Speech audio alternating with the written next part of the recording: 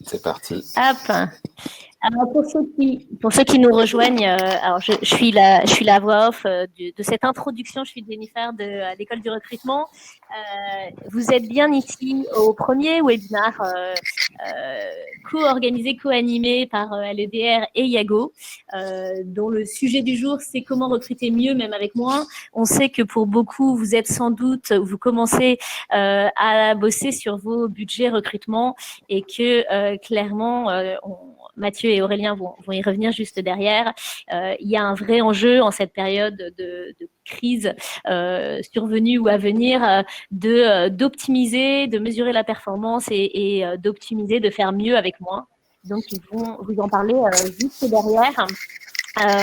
Pour ceux qui auraient complètement raté le train, raté la marche, nos intervenants du jour, c'est donc Mathieu Penet de Yago, fondateur de Yago, Aurélien qui est formateur et créateur de contenu pour l'école du recrutement. Voilà. Ce qu'on vous propose de voir ce matin sur ce webinaire, c'est 3 promesses. Et puis, je vais passer juste derrière la parole à nos animateurs du jour. Mais l'idée, effectivement, c'était de travailler sur la notion de vivier, de voir ensemble avant tout comment créer vos viviers, parce que ça paraît une évidence, mais peut-être que certains d'entre vous effectivement n'ont pas encore créé de viviers, qui sont encore au tableur Excel et avec leur boîte email, comme on a vu sur un précédent événement, qu'on est encore plus nombreux qu'on croit sur ce modèle-là. Et puis une fois que vous avez créé vos viviers, l'idée c'est évidemment de les exploiter, de les faire vivre et d'arrêter de cryogéniser ces candidats. Et puis derrière, Mathieu vous expliquera notamment comment se réconcilier avec ces candidats quand vous les avez négligés. Et on sait que clairement, on va pas se jeter la pierre. On est tous passés par là, on l'a tous fait. Donc l'idée, c'est plus plutôt que d'arrêter plutôt que d'avoir honte de ça et de rester sur un statu quo, de voir comment on peut faire mieux et puis comment on peut renouer. Pourquoi on parle justement de cette notion de vivier, c'est que moi, ce que je vois trop souvent, en fait, genre, avec les recruteurs avec lesquels je travaille en formation, c'est qu'il y a un effort constant qui est fait de la part des recruteurs pour aller trouver des candidats, pour aller justement sourcer, traiter leurs annonces. Ça prend au final une grande partie de leur journée. Et une fois que le poste est clôturé, tout le travail qu'ils ont fait, tous les gens avec lesquels ils ont pu interagir, toutes les candidatures qu'ils ont pu recevoir, ils prennent ça, ils jettent à peu près tout par la fenêtre, et la prochaine fois qu'il y a un poste qui redémarre, on repart de zéro et on se relance. Le mythe de Sisyphe, c'est quoi? C'est quelqu'un qui a été condamné par les dieux à pousser un rocher en haut d'une montagne, et au moment où il arrive en haut de la montagne, le rocher déballe la pente jusqu'en bas, et il est obligé de recommencer. Et donc, tous les efforts qu'il fait ne servent à rien, et donc il faut repartir de zéro systématiquement. Et c'est cette situation que je vois trop souvent, en fait, avec des recruteurs qui au final s'épuisent à redéployer systématiquement des efforts. Alors, l'image du pool leader, c'était sur les Tours de France et sur pas mal de compétitions de vélo, c'était l'éternel second. En fait, c'est d'aller essayer de transformer l'essai avec les pool leaders. Et là, c'est un truc ça vaut le coup. On a déjà fait beaucoup de travail avec des candidats pour voir si finalement ils correspondaient au poste. C'est quelqu'un d'autre qui a décroché le job. Mais ces candidats-là, c'est des candidats où ça vaut vraiment le coup d'aller maintenir une relation avec eux. De pas prendre un candidat comme une somme de compétences qui pourrait nous être utile à nous en tant que recruteurs. Et c'est ça le truc, la baffe que tout le monde se prend avec le Covid et avec le comportement des candidats qui évolue. Le candidat, il veut plus qu'on lui parle comme un CV, il veut qu'on lui parle comme un humain, comme un client, qu'on le respecte et qu'on continue que l'entreprise, dans le temps, elle continue de lui parler à lui. C'est vraiment un candidat, si jamais on le sollicite, on le voit déjà dans les messages d'approche quand on fait de la chasse. Si on dit à un candidat, hey, en fait, je cherche un développeur je sais pas, PHP, si on l'alpague juste comme ça, En fait, le candidat, pardon, il se prend juste, il a l'impression d'être un CV, d'être un pion, d'être une ligne sur un tableau Excel, et on sait que ça marche pas dans les messages d'approche. Du coup, l'intérêt d'aller avancer sur, d'envoyer des mails, de communiquer régulièrement avec l'humain, qui est le candidat, hein, c'est que, eh ben, on arrive, en maintenant la discussion avec lui, à toper le moment où il va effectivement se remettre en recherche.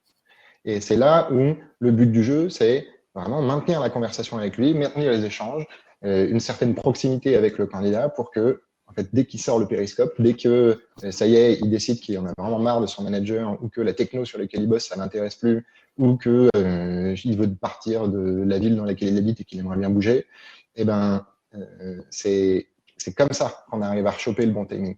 Sinon, on a un peu l'impression d'aller chercher une aiguille dans une botte de foin.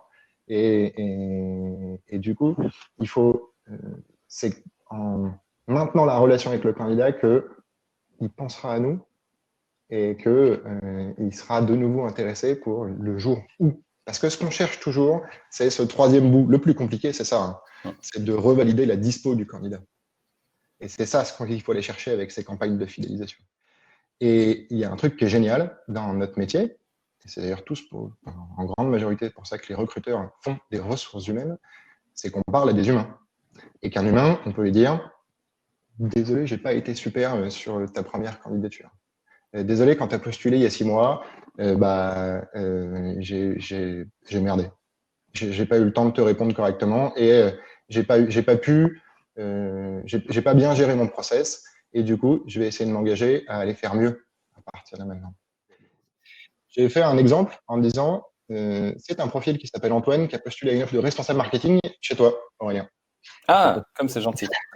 Il a postulé à LEDR, du coup, il y a un mois. Le poste a été pourvu, son profil était pertinent, mais en fait, voilà, vous êtes un peu gaufré sur le process de candidature et vous allez laisser passer trop de temps. Merci Antoine pour ta candidature au poste de responsable marketing chez nous. Je voudrais déjà m'excuser pour ma réponse tardive. À l'école du recrutement, on a à cœur de répondre à chacun personnellement et on revoit tous nos process pour y arriver. Nous avons étudié ta candidature pour cette mission et malheureusement, nous n'avons pas eu donné suite car nous avons trouvé d'autres profils qui correspondaient encore mieux au poste. Néanmoins, en étudiant ton CV, ton expérience et tes ambitions nous intéressent particulièrement. Je te propose donc de travailler régulièrement des nouvelles, et nos dernières offres en marketing qui pourraient t'intéresser.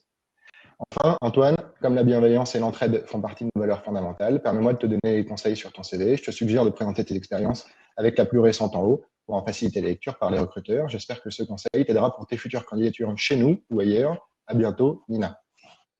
L'idée ici, vous voyez dans l'exemple, donc on relance la personne. Voilà, tu avais postulé chez nous. Tu te retrouves dans nos valeurs et missions. Merci beaucoup. C'est à nouveau d'exprimer le fait que la personne avait démontré cet intérêt pour l'entreprise et reconnaître que on est touché au final par cette attention que la personne nous a portée. On l'avait indiqué dans la première communication qu'on allait lui écrire pour prendre des nouvelles, envoyer des offres ou autre, et c'est ce qu'on fait ici. Et on démontre qu'on poursuit au final sur la promesse qu'on a fait initialement sur le rejet de candidature qui a été fait. Donc c'est vraiment en boxe on dit c'est un one-two punch, c'est-à-dire qu'on a le premier retour qui est là pour poser les attentes, Voilà.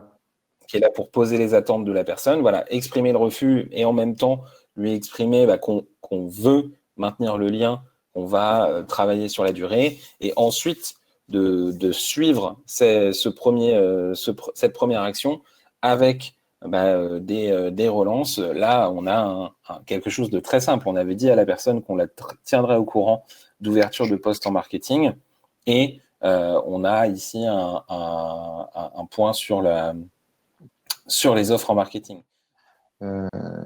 Quand on a déployé, nous, Yago, chez Colas, on a fait exactement cet exercice de mea culpa auprès de 33 000 candidatures. Il y a 33 000 candidats qu'on est allé chercher. On est allé chercher, du coup, l'antécédence. Ce que nous, on appelle l'antécédence, c'est, avant le déploiement de notre service, c'est d'aller récupérer toutes les candidatures qui sont arrivées sur une certaine période avant, en vue d'aller qualifier les CV de ces candidats-là, d'aller s'excuser auprès de ces candidats parce que le process n'avait pas été nickel, et de pouvoir aller avoir des viviers. Merci Aurélien, c'était cool de faire un truc avec toi. J'avais un peu l'impression que c'était une réunion comme une réunion de famille, tu vois, avec des cousins.